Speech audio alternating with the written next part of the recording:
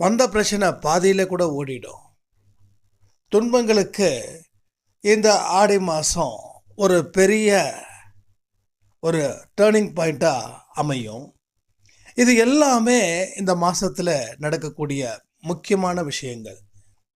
அப்போ இந்த வியாழக்கிழமையிலேருந்து அடுத்த வியாழக்கிழமை வரைக்கும் நாம் என்னென்ன செய்யணும் அப்படின்றத பற்றி தான் ரொம்ப சிம்பிளாக இன்னிலேருந்து செய்ய போகிறோம்.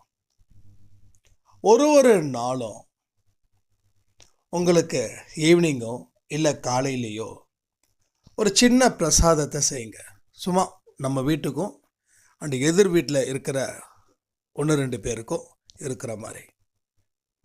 லெமன் சாப்பாடு, தக்காளி சாப்பாடு, சர்க்கரை பொங்கல், கேசரி, தயிர் சாப்பாடு, இல்லை கல்கண்டு, இல்லை பொட்டுக்கடல வெல்லம், ஏதாவது ஒன்று